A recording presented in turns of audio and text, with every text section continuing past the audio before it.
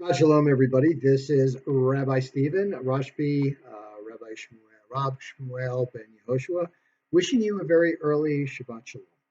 So I know that I send these emails out on Tuesday, and it's very, very early to discuss to say Shabbat Shalom. But Tuesday evening we do our Torah study, and I like to have these notes available in the morning in case people want to look at them, kind of in preparation for our discussion. And our discussions have been very lively. Also, it kind of gives us a little bit of a view as to the week ahead, and uh, just like to keep everybody prepared. So we've also had a couple of weeks of services, of live services in the sanctuary. Thanks to everybody doing their part, keeping safe distancing, wearing your masks, getting vaccinated. And I want to say this. It's unfortunate that this idea of vaccinations has become so politically charged.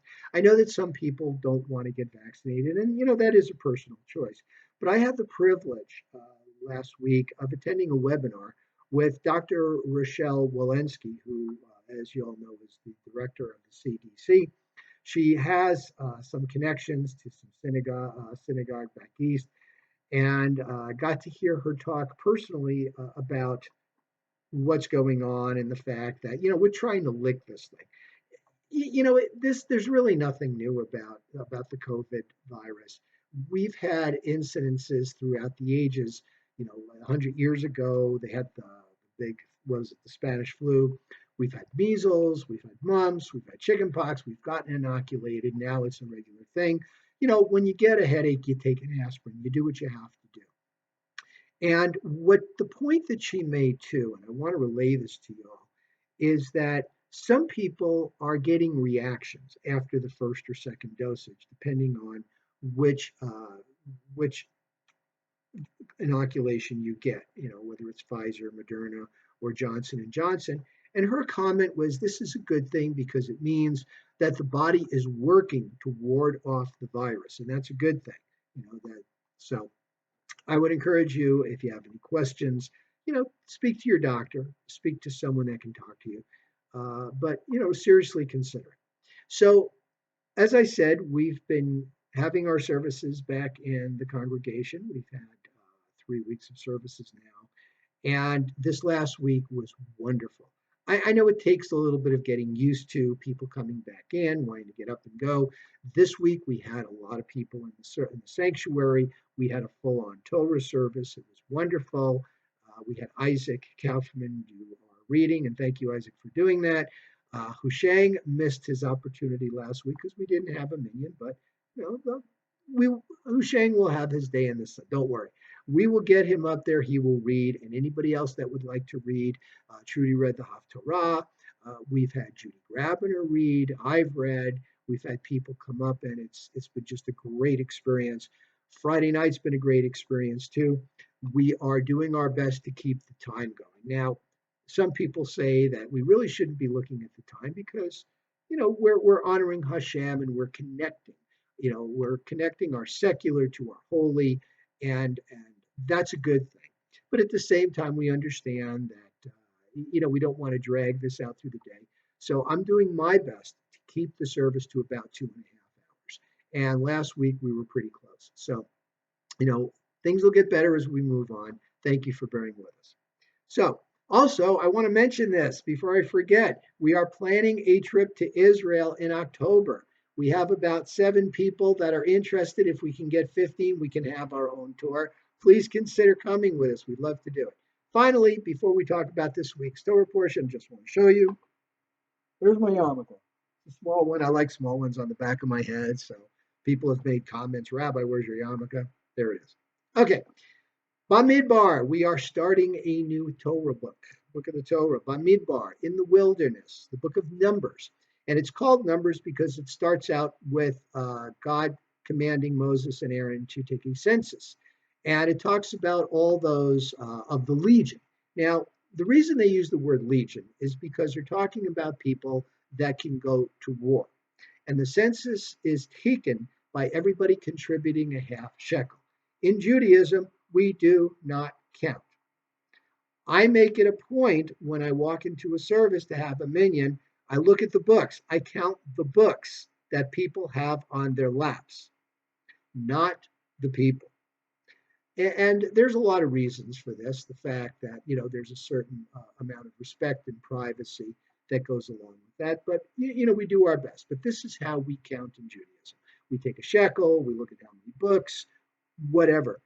Some people have the people recite a verse that has 10 words in it, or you look at people as you recite the verse, and there's a lot of ways around that to do that. But nevertheless, they want to take a census of all the men that are between the ages of 20 and 50, because these are the men that are going to go out to war.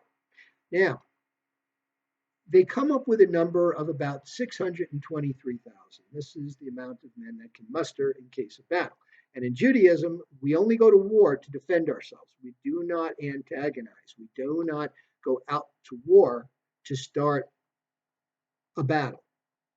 Now, some people will say, well, what about the 1967 Six-Day War in Israel? Didn't Israel attack first?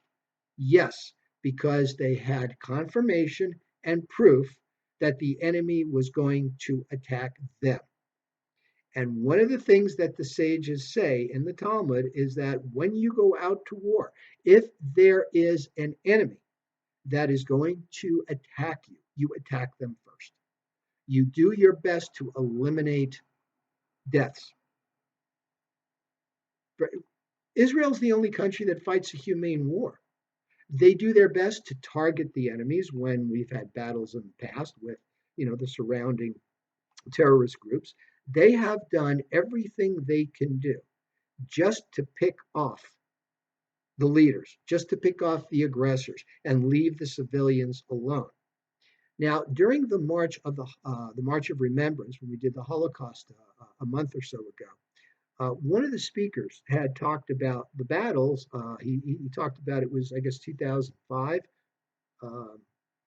Or maybe it was earlier. I'm sorry, I don't remember the year. It was around then, 2003, 2005, when the Palestinians were attacking Israel. And they made the decision, instead of carpet bombing, to go house to house to find the aggressors. And that resulted in some casualties that may not have been present on the Israeli army side if they had carpet bombed. But it saved the lives or spared the lives of a lot of civilians. And that's what they did. So our wars, our battles are only defensive and only to preserve life. Pikuach HaNefesh, which, if I may segue, is why a lot of the rabbis, the chief rabbis of the Rabbinical Assembly, which is, the rabbis of the conservative movement, are encouraging people to get vaccinated because it's a life-saving measure.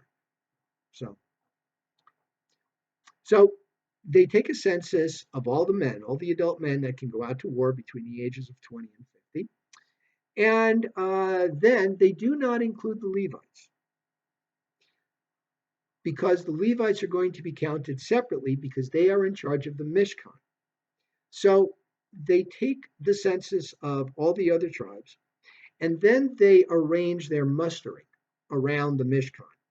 And I'm going to see if I can remember this because I don't like to use books.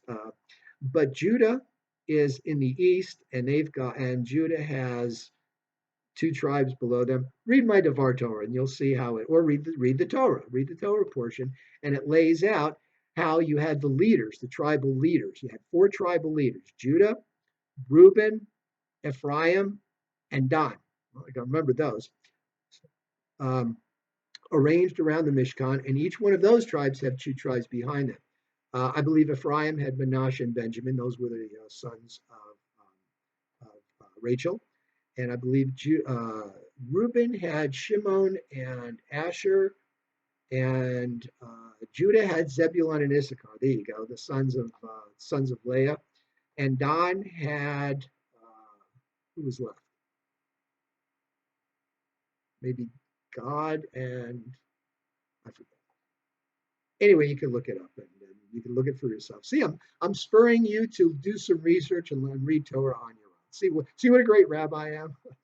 So anyway, they had the tribes mustered. Then they arranged the Levites. There were three clans of the Levites: the Gershonites, the Kohathites, and the Merarites. Now, unfortunately, the clan of Merari, had kind of the planks and the pegs and the curtain and the ropes. That's what they had. The Kohathites had the the ark, the table, the menorah. The Gershomites had, I believe, the curtains, and I think they had the altar. Once again, I'm not. Uh, the Chumash lays it out. You can look at it. So this starts the book of Numbers. And again, it's called Numbers because of the census, Bamidbar in the wilderness, because we see what happens. And a little bit of a spoiler alert. Reuben is in the same location as the Kohathites. Think Korah. Okay, so that's it for this weekend. We have Shavuot coming up. Happy Shavuot. We have a new month coming up this week.